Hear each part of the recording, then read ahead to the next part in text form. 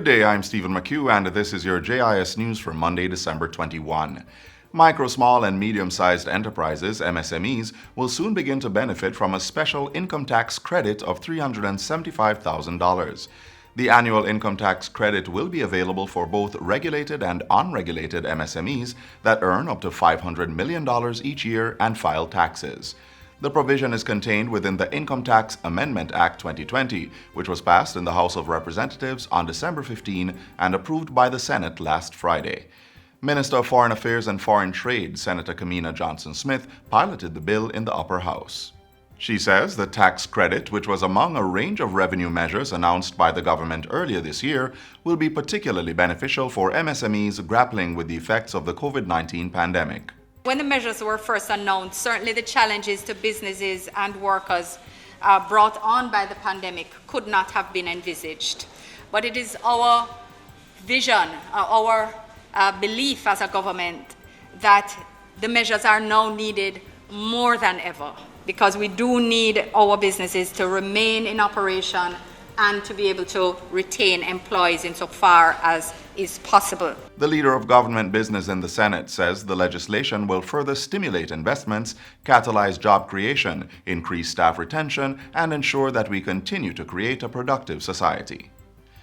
The Southern Regional Health Authority has received a newly built histopathology lab to serve the parishes of Manchester, St. Elizabeth, and Clarendon. The new lab has been constructed adjacent to the Mandeville Regional Hospital. It was completed at a cost of $83 million, with the Culture, Health, Arts, Sports, and Education Chase Fund donating $52.6 million of that amount. The construction was also supported by the Lions Club of Mandeville. Today marks a significant achievement. That milestone we are really extremely proud of. The journey, which saw us staging our annual signature events, Men Who Cook, Medics in Concert, and other fundraisers, from which the proceeds went into the building fund. With this facility, medical practitioners within the region will no longer have to send samples to Kingston and Montego Bay for processing. 26 individuals have been trained as mental health first responders. The 3-week training was conducted by the Social Work Training and Research Center at the University of the West Indies in partnership with the Ministry of Health and Wellness. It forms part of a research project on community mental health. What we want to do is actually create a cadre of persons who are focused as first responders at the community level, but also later on we're going to focus on institutions. We're not just looking at mental illness as it relates to psychosis. What we're looking at is you may have a member of staff who comes in and they really feel down and you don't know how to handle it.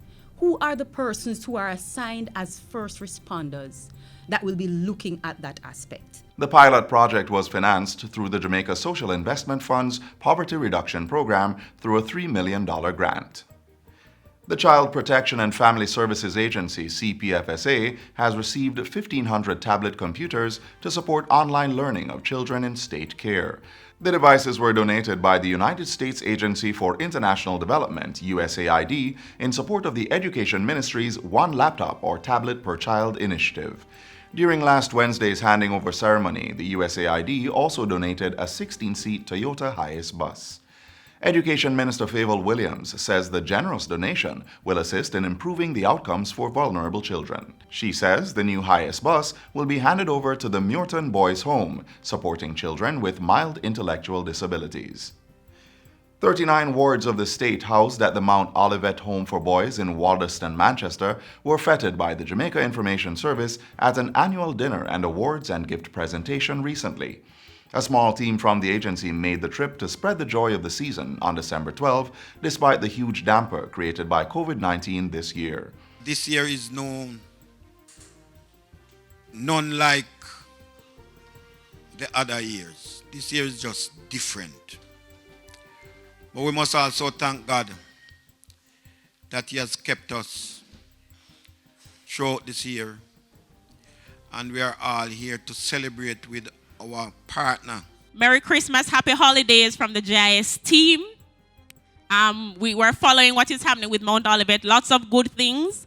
We're proud of all those who did well in the exams, the recent exams, CXC, Cape. We're proud of all those who did well, all those who went through. I mean, many things are happening with the pandemic, but we're still pushing through and trying to do the best that we can. The JIS adopted the home as part of its corporate social responsibility in 2009.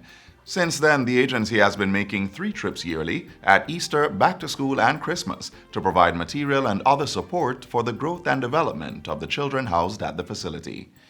And finally, persons making enquiries at the Registrar General's Department, RGD, now have the option to do so with a live chat online. The RGD launched its online chat feature recently as part of efforts to bolster existing avenues of communication with clients and improve the department's customer service. This online chat can be accessed through the RGD website, rgd.gov.jm, and will be operational between the hours of 8:30 a.m. to 3 p.m. Mondays to Fridays. Chief Executive Officer at the RGD, Charlton McFarlane, says the live chat is a tool being used widely across several government and private sector agencies that are customer-centric and is a natural evolution for the RGD. He says it is currently manned by RGD staff members, and customers will be able to send queries as well as check the status of their applications. And that's it for JIS News Today. I'm Stephen McHugh. Thanks for watching.